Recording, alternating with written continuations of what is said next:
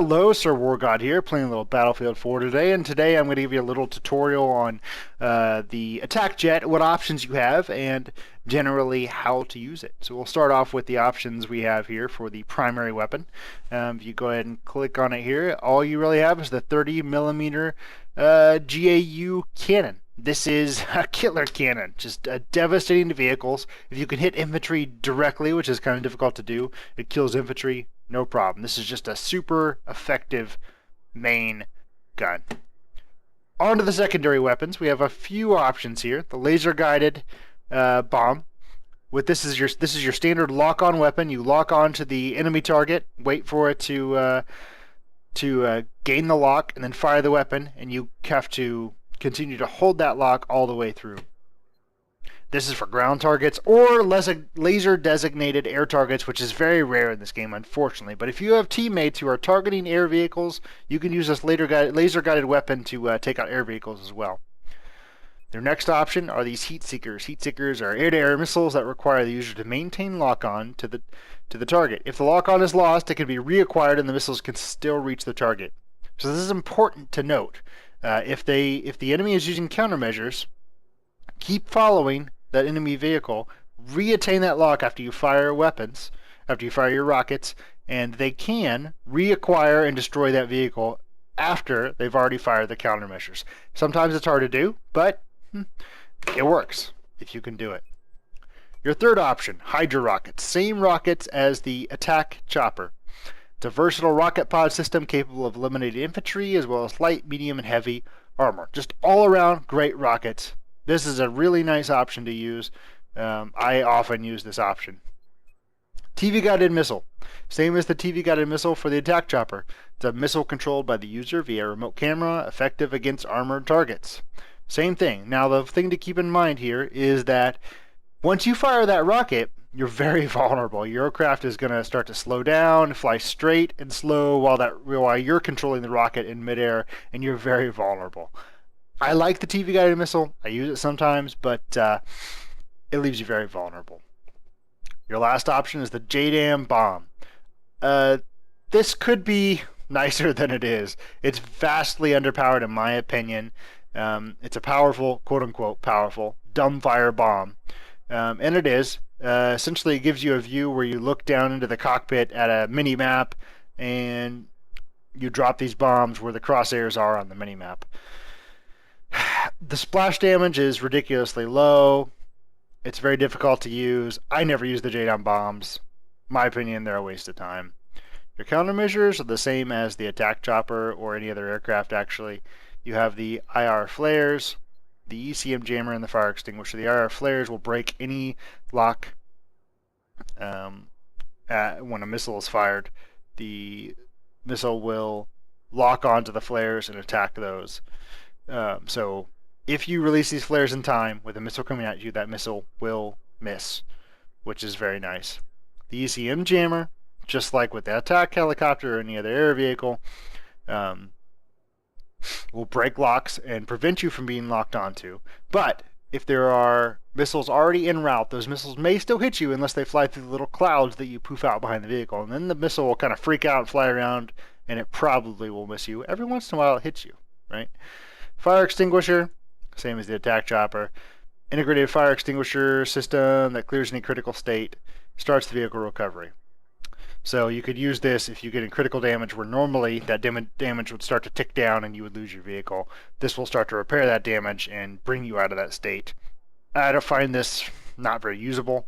If you're being hit by something at this point and it's taking your damage that low, it's probably just going to hit you again and kill you. So I think it's a waste of time.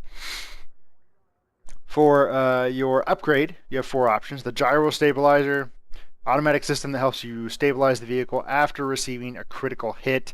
Not as useful in aircraft as it in airplanes as it is in the helicopters.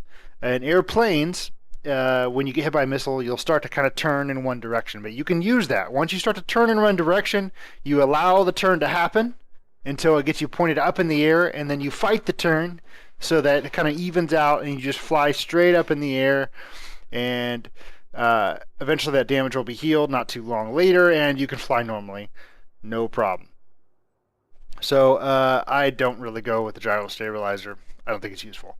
The belt feeder, pretty useful. Enhanced mechanism, reduces the time taken to reload. Very useful. Just like it says, reduces the time taken to reload when you're reloading that main cannon, and I really like that. You also have the stealth coating option, which is special plating, increases the time that it takes for targeting systems to lock onto the vehicle. Just like it says, somebody's trying to lock onto you, it takes a little bit longer. Pretty handy. Sometimes I go with this. Your other option is the proxy scan, scans the area surrounding the vehicles, revealing enemy movement on the minimap. I never really get this. You're flying so fast, it doesn't really matter. You're not really concerned with what's going on the ground. You know, you're concerned, or as far as threats for the most part, you're concerned with other aircraft and maybe the anti-aircraft vehicle on the ground. But you know, you're not going to be flying within range of that to use the proxy scan. I think the proxy scan is useless. Don't get it. Paint, pick whatever you want. Personally, I like to look cool. I'll go with something like the Phantom, because the Phantom looks cool and it took forever to get. So let's go ahead and fly it around, see what the attack chopper looks like, and see what it, you know, how to fly it in the best manner. So the attack chopper, if you don't do anything, you'll fly at a constant speed, and you can use your mouse or your joystick to fly the aircraft. Pulling back or pulling up with the mouse, sort of back with the mouse I should say, will pull up. Pushing forward with the mouse or forward with the joystick will push your vehicle down. Rolling left or rolling right will roll the vehicle. And let me fly back into friendly airspace here. Uh-oh. I may not. Oh, I didn't make it. It exploded. Alright, the flight mechanics are the same with the fighter aircraft, so I'll fly a fighter aircraft, right? So we're rolling left, rolling right, rolls your aircraft like so. To make turns, you roll right or roll left, and then pull back on the stick or forward on the stick to turn the aircraft. This allows you to maneuver the aircraft in whatever way you want to, as long as you're following, you know, physics. So you don't really have a choice there. Slow down, you hold the S key, which will slow you down. To go faster, you hold the W key, or you hold the Shift key, which will give you your afterburner and give you max speed. Now the thing to remember is that at max speed, you cannot turn nearly as much as at a slower speed. And at the standard speed, if you don't push anything, you still have a larger turn radius than if you start to slow down a little bit. There's kind of a sweet spot there where you'll start to turn the fastest. Now if you hit the S key maybe once a second, you gotta hit that optimum speed, and your turn radius is at its smallest, which is what you want if you're in a dogfight and somebody's chasing you, or you're trying to chase somebody else and shoot them down. So I'll use that S key to slow down and turn really tight circles.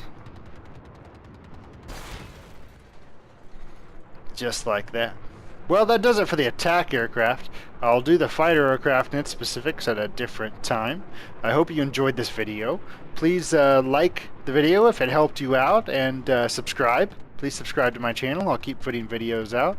And also leave a comment. Let me know what you liked, what you didn't like, and if there's anything you'd like to see as far as Company of Heroes 2 and Battlefield 4 is concerned. Appreciate it. Thanks. I'll talk to you later. Sir War God, signing out.